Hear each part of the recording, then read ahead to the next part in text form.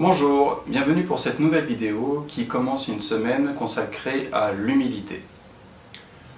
Aujourd'hui, avant de s'interroger sur l'humilité nous concernant, je vous propose de commencer par distinguer trois notions qui sont l'humilité, l'orgueil et la fierté. Pour le faire, et histoire de ne pas dire trop de bêtises, je vais m'appuyer sur des définitions que j'ai trouvées sur internet. Commençons par l'orgueil.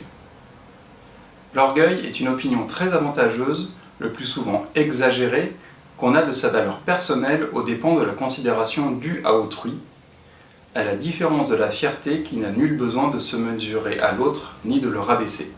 Pour la fierté, je n'ai pas trouvé de définition directe, si ce n'est le lien avec l'orgueil comme on vient de le voir.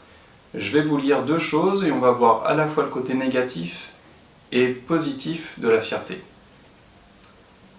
La fierté se dit du caractère de quelqu'un qui se croit supérieur aux autres, morgue, arrogance, hauteur. Pour moi, on n'est pas dans la fierté, on est dans un excès, on est dans autre chose. Du sentiment exagéré de sa propre valeur, du coup on est plutôt dans l'orgueil, ou peut-être dans le caractère hautain aussi. Il s'agit aussi de l'amour-propre d'une personne. C'est ce sens qui se trouve mobilisé dans l'expression un peu de fierté bon sang. Il est important de noter qu'il s'agit d'un sentiment intérieur, au contraire de la vanité qui cherche à obtenir la reconnaissance d'autrui. La fierté, quant à elle, est une image de soi positive que l'on cherche à maintenir sans se positionner par rapport à autrui, contrairement à l'orgueil, où on se compare à autrui en se mettant au-dessus. Dans l'idéal, cela se manifeste par la volonté d'accomplissement, de dépassement et par le refus d'accomplir des actes que l'on estime de nature à nuire à cette image positive que nous avons de nous-mêmes. La fierté est souvent mise en avant dans le milieu du sport, où un sportif désire par-dessus tout surpasser ses capacités pour devenir meilleur, et pas devenir le meilleur. Passons donc maintenant à l'humilité. Il y a une belle définition là qui est un peu longue, mais je vais quand même vous la lire. Je mettrai les liens dans la description de la vidéo. C'était tout bêtement sur Wikipédia. Le mot humilité est généralement considéré comme un trait de caractère d'un individu qui se voit de façon réaliste. L'humilité s'oppose à toutes les visions déformées qui peuvent être perçues de soi-même.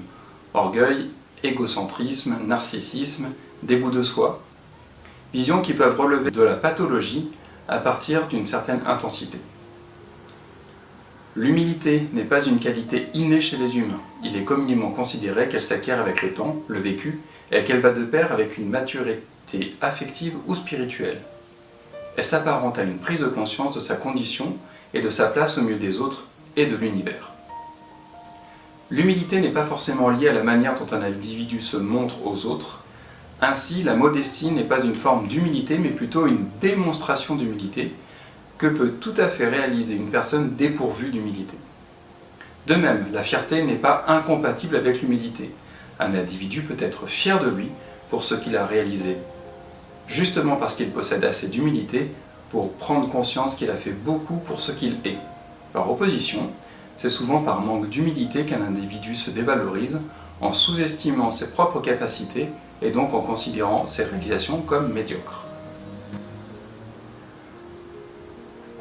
Du coup, l'humilité peut désigner différentes choses.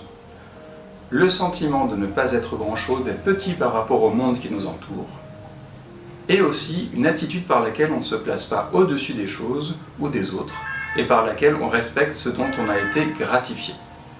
L'humilité est à distinguer de la fausse modestie. Cette dernière feint l'humilité afin d'attirer parfois encore plus de compliments. L'humilité consiste, sans méconnaître ses qualités, à admettre que l'on n'y est, en fin de compte, pas forcément soi-même pour grand-chose. Ceci étant dit, je vous laisse repenser à ces trois qualificatifs, ces trois notions que sont l'orgueil, la fierté et l'humilité, et de noter pour vous ce que sont pour chacun les aspects positifs et négatifs, afin de répondre à la question du jour qui est inaugurale sur cette semaine et qui nous permet d'étalonner chacun où nous en sommes par rapport à l'humilité. La question du jour qui est donc, d'après vous, dans lequel de ces trois états d'être êtes-vous le plus souvent parmi ces trois-là?